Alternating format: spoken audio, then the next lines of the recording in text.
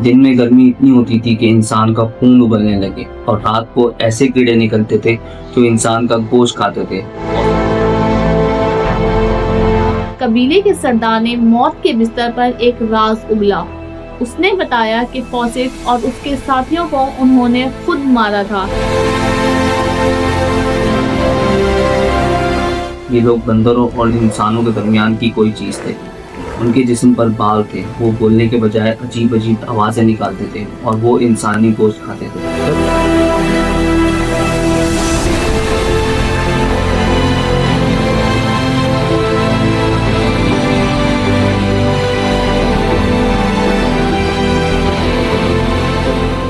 पर्सी faucet कोई आम explorer यानी कोई सादा सा खोज करने वाला नहीं था। उसके खून में बगावत थी। उसके बाप ने अपनी सारी दौलत जुए में उड़ा दी थी, जिसकी वजह से पर्सी को हमेशा अपनी इज्जत वापस पाने की प्यास थी। वो ब्रिटिश आर्मी में आर्टिलरी ऑफिसर बना, सिर्फ श्रीलंका में स्पाइंग की, लेकिन उसका दिल कहीं और था। उसे लगता था कि वो इस सदी का नहीं है। यहाँ फॉसेट की साइकोलॉजी पर बात करें, वो रूहानियत में यकीन रखता था। वो कहता था कि उसे जेड की तरफ कोई नक्शे नहीं बल्कि रूहें बुला रही हैं। दुनिया के माहिर तालीम कहते थे कि अमेज़न में कोई सिविलाइजेशन नहीं हो सकती क्योंकि वहाँ की मिट्टी एसिडिक है और वहाँ घर नहीं टिक सकते, लेकिन फॉसेट उन पर हंसता था। उसका कहना था कि अगर मिस्र यानी इजिप्ट में पिरामिड्स हो सकते हैं तो अमेज़न में जेड क्यों नहीं। 753 में एक पोर्टुगीज यानी फॉर्चून हंटर ने लिखा था कि उसने एक शहर देखा जहाँ सोने की स्टैचूज और क्रिस्टल कॉलम्स थे। फॉसेट ने इस डॉक्यूमेंट को 100 बार पढ़ा था। वो कहता था कि ये शहर अटलांटिस की आखिरी निशानी है। 29 मई 1925 फॉसेट उस जगह पहुंचा जहां 1920 में उसका घोड़ा मरा था। इस जगह का नाम उसने डेड हॉर्स कैंप रखा। यहाँ हवा में मौत की बू थी। उसके दो साथी, उसका बेटा जैक और जैक का दोस्त रैली, बुरे हाल में थे। रैली का पैर इन्फेक्शन की वजह से सूज चुका था और उसमें कीड़े पड़ रहे थे, लेकिन फॉसेट ने रुकने से इनकार कर दिया। फॉसेट ने नीना को जो खत लिखा वो सिर्फ एक खत नहीं, एक विल थी। उसने लिखा, मेरी प्यारी नीना, इंतजार खत्म हो गया है। अब हम तहजीब के आखिरी नुक्ते को छोड़ रहे हैं। रैली की टांग बुरी हालत में है, लेकिन वो हार मानना नहीं चाहता। हमारे पास काफी खाना है, लेकिन जंगल बहुत घना है। यहाँ के कबीले हमें देख रहे हैं। मुझे महसूस होता है कि उनकी नजरें पत्तियों के पीछे से हमें देख रही हैं। अभी वो दुश्मनी नहीं दिखा रहे, लेकिन वो मुतजस्सुस हैं। हमारे गाइड्स बहुत डरे हुए हैं। वो कहते हैं कि आगे मौसीको यानी बुरे लोग हैं, लेकिन तुम हमें लेकर बिल्कुल फिक्र ना करो, हम जरूर कामयाब होंगे। मैं दोबारा लिखूंगा जब हम जेड तक पहुंच जाएंगे। तुम्हें किसी भी नाकामी का कोई खौफ नहीं होना चाहिए। तुम्हें किसी भी नाकामी का कोई खौफ नहीं होना चाहिए। फॉसेट ने ये जुमला 2 बार लिखा। क्यों? क्या वो नीना को तसल्ली दे रहा था या खुद को? उसने अपने होने के निशानात जानबूझकर गलत लिखे थे ताकि कोई उसका पीछा ना कर सके। अब आते हैं वापस अपनी कहानी की तरफ। तीनों एक्सप्लोरर्स जंगल की घनी धुंध में चलते हुए गायब हो जाते हैं। उनकी मशाल की रोशनी धीरे धीरे बुझ जाती है। गाइड्स ने बताया कि उन्होंने 2 दिन तक फॉसेट के कैंप फायर का धुआं देखा। तीसरे दिन धुआं बंद हो गया। चौथे दिन जंगल खामोश हो गया। फॉसेट ने कहा था, don't send any rescue party if we don't return. उसे पता था कि जो भी उसके पीछे आएगा वो भी मारा जाएगा। अब आते हैं अमेज़न के खौफनाक जानवरों और फॉसेट के शुरुआती सफरों पर। 1925 में गायब होने से बहुत पहले 1906 में पर्सी फॉसेट पहली बार अमेज़न आया था। उस वक्त अमेज़न रबर बूम की वजह से दुनिया का सबसे अमीर और सबसे खूनी जंगल था। ब्राजील और बोलीविया के दरमियान बॉर्डर का मसला था और वहाँ मैप बनाने के लिए किसी को भेजना था। रॉयल जियोग्राफिकल सोसाइटी ने फॉसेट को इसलिए चुना क्योंकि उस इलाके में जाने वालों का सर्वाइवल रेट 0 था। उन्हें लगा था फॉसेट वापस नहीं आएगा। अमेज़न सिर्फ एक जंगल नहीं, एक लिविंग मॉन्स्टर था। दिन में गर्मी इतनी होती थी कि इंसान का खून उबलने लगे और रात को ऐसे कीड़े निकलते थे जो इंसान का गोश्त खाते थे। फॉसेट को यहाँ जेड का पहला इशारा मिला। ये 1907 की बात है। फॉसेट अपनी छोटी सी कश्ती में रियो एविना के काले पानियों पर था। अचानक पानी के अंदर से एक ऐसी चीज निकली जिसने साइंस के तमाम कानून तोड़ दिए। एक एनाकोंडा, लेकिन कोई आम एनाकोंडा नहीं। इसका सर किसी छोटी बोट जितना बड़ा था। फॉसेट ने अपनी 44 कैलिबर की विंचेस्टर राइफल उठाई और फायर कर दिया। गोली सीधा जानवर के स्पाइन यानी रीढ़ की हड्डी में लगी। जब उन्होंने उसे पानी से निकाला तो वो 62 फीट यानी 19 मीटर लंबा था। उसका जिस्म इतना मोटा था कि एक आदमी उसे अपनी बाहों में नहीं घेर सकता था। जब फॉसेट ने लंदन वापस आकर ये बात बताई तो सब उस पर हंसे। उन्होंने उसे झूठा कहा क्योंकि साइंस कहती थी एनाकोंडा 30 फुट से बड़ा नहीं हो सकता। लेकिन फॉसेट जानता था कि अमेज़न में साइंस काम नहीं करती। बड़ा सांप तो सिर्फ शुरुआत थी। फॉसेट की डायरी ऐसे जानवरों के जिक्र से भरी हुई थी जिन्हें देखकर इंसान अपना ज़हनी तवाज़ुन खो बैठे। उसने ऐसी मकड़ियाँ देखी थीं जिन्हें हैपाकूजा कहा जाता था। इनका वजन इतना ज़्यादा था कि जब ये दरख्तों पर चढ़ती थी तो पत्तों के टूटने की आवाज़ आती थी और इनका एक काटना इंसान को चंद सेकंड में मार देता था। इससे भी खतरनाक चीज़ जो हम आगे वीडियो में बताएंगे कि और क्या क्या फॉसेट ने देखा और किस तरह वो अपनी मंजिल के खतरनाक रास्तों से गुजरा। सिर्फ कीड़े मकोड़े नहीं, फॉसेट ने एक गांव में ऐसे कुत्ते देखे जिनकी 2 नाकें थीं, जिन्हें इंडियन टाइगर हाउंड्स कहा जाता था। ये कुत्ते जंगल में उन जानवरों को सूंघ लेते थे जो अभी पैदा ही नहीं हुए। ये सब सुनकर लगता था जैसे फॉसेट किसी दूसरे प्लेनेट पर था। लेकिन सबसे खौफनाक सामना जानवरों से नहीं, इंसानों से था। या शायद वो इंसान नहीं थे। 1914 में फॉसेट का सामना एक ऐसे कबीले से हुआ जिन्हें मैरीकोसी कहा जाता था। ये लोग बंदरों और इंसानों के दरमियान की कोई चीज़ थे। उनके जिस्म पर बाल थे, वो बोलने के बजाय अजीब अजीब आवाज़ें निकालते थे और वो इंसानी गोश्त खाते थे। जब फॉसेट ने उनके गांव के करीब आने की कोशिश की तो उन्होंने ऐसे तीर बरसाए जिन पर जहर लगा था। फॉसेट और उसकी टीम को वहां से भागना पड़ा। इसी दिन फॉसेट को यकीन हो गया था कि जेड कोई आम जगह नहीं है। जेड तक पहुंचने के रास्ते में नेचर ने अपने सबसे खौफनाक गार्ड्स यानी कि खौफनाक पहरेदार खड़े किए हुए थे। फॉसेट जान चुका था कि इन दानवों के आगे ही उसकी मंजिल है। उसे हर हाल में जेड ढूंढना था, चाहे उसकी कीमत उसकी जान ही क्यों ना हो।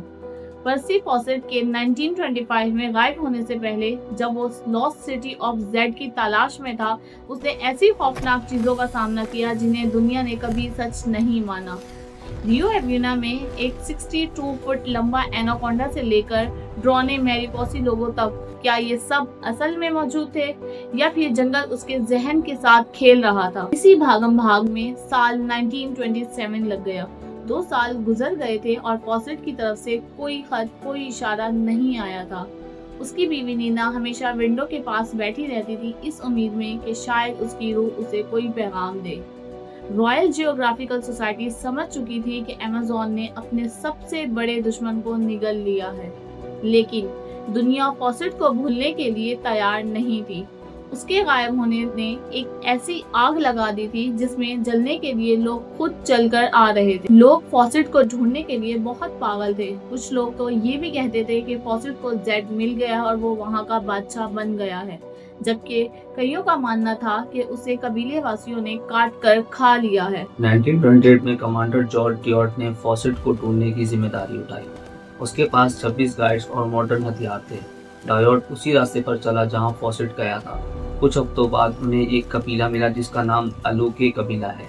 इस कबीले के सरदार के गले में पर्सी फॉसेट का कंपास लटक रहा था। डायोट की सांसें रुक गईं। जब उसने पूछा कि ये कहां से आया तो सरदार ने मुस्कुराते हुए कहा कि एक व्हाइट मैन यानी एक गोरा आदमी जंगल में आगे गया था और वहीं मर गया।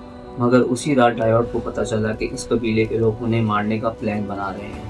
डायोट और उसकी टीम रात के अंधेरे में अपनी बोट्स छोड़कर जंगल में भाग खड़ी हुई। वो जान बचाकर वापस तो आ गए, लेकिन उन्होंने दुनिया को बता दिया जेड का रास्ता मौत का रास्ता है। डायोट की वार्निंग के बावजूद लोग नहीं रुके। 1932 में एक स्विस ट्रैपर ने दावा किया कि उसने जंगल में एक बूढ़े और कमजोर गोरे आदमी को कैद में देखा जिसकी लंबी सफेद दाढ़ी थी। क्या वो फॉसेट था? इस खबर ने एक नया तूफान खड़ा कर दिया। एल्बर्ट दी विंटन, एक और एक्सप्लोरर, फॉसेट को ढूंढने गया। उसे एक और कबीले ने पकड़ लिया और उसे डंडे मार मार कर हलाक कर दिया। उसके बाद 2 स्विस ब्रदर्स गए, वो भी गायब हो गए। हॉलीवुड के एक्टर्स, अमीर बिजनेसमैन और साइंटिस्ट, जो भी जेड के रास्ते पर गया अमेज़न ने उसकी कब्र बना दी। तारीखदानों के मुताबिक फॉसेट को ढूंढने के चक्कर में तकरीबन 100 लोग अपनी जान से हाथ धो बैठे। 1951 में अचानक एक ऐसी खबर आई जिसने दुनिया को हिला दिया। ब्राजील के मशहूर एक्सप्लोरर ऑरलैंडो विलास बोस एक कबीले तक पहुंचे जिसका नाम काला पालो था। वहां कबीले के सरदार ने मौत के बिस्तर पर एक राज उगला। उसने बताया कि फॉसेट और उसके साथियों को उन्होंने खुद मारा था क्योंकि फॉसेट ने उनकी नदी की इज्जत नहीं की थी। सरदार ने वो जगह भी दिखाई जहां उन्हें दफन किया गया था। जमीन खोदी गई, हड्डियां निकाली गईं। लंदन में फॉसेट की फैमिली को खबर की गई, लेकिन जब उन हड्डियों को फॉरेंसिक यानी उनका मुआयना किया गया तो साइंस ने एक ऐसी हकीकत बताई जिसने ऑरलैंडो को भी हैरान कर दिया। वो हड्डियां फॉसेट की नहीं थी, वो किसी और आदमी की थी जो फॉसेट से पहले वहां मरा था। कालापेलो कबीले ने झूठ बोला था, लेकिन क्यों? अगर वो हड्डियां फॉसेट की नहीं थी तो असली फॉसेट कहाँ था? क्या वो वाकई किसी दूसरे डायमेंशन या जेड में चला गया था, या जंगल ने उसकी निशानियां इतनी गहराई में दफन कर दी थी जहां सिर्फ मॉडर्न साइंस की आंख पहुंच सकती थी? सदियों तक हमने अमेज़न को सिर्फ एक दुश्वार गुजार जंगल समझा। साइंस कहती थी यहाँ कोई बड़ी तहजीब नहीं रह सकती क्योंकि यहाँ की मिट्टी खौफनाक है। लेकिन 21st सेंचुरी में जब इंसान ने फिजा से अमेज़न को देखा तो नक्शे बदल गए। हमने वो देखा जो फॉसेट अपनी आंखों से ढूंढ रहा था, लेकिन दुनिया ने उस पर यकीन नहीं किया। फॉसेट का दावा था कि जेड के लोग बहुत अमीर और अक्लमंद थे। साइंस ने इसका सबूत ढूंढ लिया है। टेरा प्रेटा ये एक ऐसी काली मिट्टी है जो कुदरती नहीं बल्कि इंसानों ने खुद बनाई थी। इस मिट्टी में इतनी ताकत है कि ये हजारों साल तक फसल उगा सकती है। अमेज़न में लाखों लोग रहते थे और उनके पास ऐसी साइंस थी जो आज भी हम नहीं समझ पाए। ये सुनकर आप हैरान रह जाएंगे कि अगर मिट्टी इंसानों ने बनाई तो इसका मतलब वहाँ जेड जैसे बड़े शहर वाकई मौजूद थे। फॉसेट पागल नहीं बल्कि अपनी सदी से 100 साल आगे था। अपर जिंगू के इलाके में वही जगह जहां फॉसेट गायब हुआ था, आर्कियोलॉजिस्ट को कुही कुगु नाम का एक पुराना शहर मिला। वहाँ ऐसी सड़कें हैं जो बिल्कुल सीधी हैं और मीलों तक जाती हैं। वहाँ मछलियों का तालाब, बड़ी बड़ी दीवारें और दिफाई यानी डिफेंस निज़ाम मौजूद था। ये शहर लंदन या पेरिस से भी बड़ा हो सकता था। जब पर्सी फॉसेट वहाँ गया था तो क्या फॉसेट ने यही रास्ते देखे थे? क्या कुही कुगु ही वो जेड था जिसकी तलाश में उसने अपनी और अपने बेटे की जान दी? मॉडर्न साइंस कहती है हाँ, फॉसेट बिल्कुल सही रास्ते पर था। सवाल फिर वही, आखिर फॉसेट गया कहाँ? सबसे मजबूत थ्योरी ये है कि फॉसेट वाकई जेड पहुंच गया था, लेकिन वो जेड कोई सोने का महल नहीं बल्कि एक बीमार और ख़त्म होती हुई तहजीब थी। शायद फॉसेट उन लोगों के साथ रहने लगा और उन्हीं में शामिल हो गया, या शायद जंगल के उन्हीं रास्तों ने उसे हमेशा के लिए कैद कर लिया। पर्सी फॉसेट ने कहा था कि जेड ढूंढना उसका मुकद्दर है। आज जब हम रडार से उन शहरों को देखते हैं तो हमें एहसास होता है कि फॉसेट ने दुनिया को एक नया रास्ता दिखाया। उसने साबित किया कि इंसान की हिम्मत जंगल की गहराई से बड़ी है। तो फिर असलियत क्या है? क्या पर्सी फॉसेट जंगल की उन गहराइयों में किसी पुरानी तहजीब का हिस्सा बन गया, या अमेज़न ने उसे हमेशा के लिए अपने सीने में दफन कर लिया? शायद जेड कोई शहर नहीं बल्कि एक जुनून था, एक ऐसा राज जो फॉसेट अपने साथ ले गया। साइंस आज शहर तो ढूंढ रही है, मगर फॉसेट का निशान आज भी गुमशुदा है। The jungle holds its secrets closely, but beneath the canopy, क्या आपको लगता है कि फॉसेट वाकई लॉस्ट सिटी तक पहुंच गया था, या वो जंगल की दुश्वार गुजार रास्तों की भेंट चढ़ गया था? आप बताएं।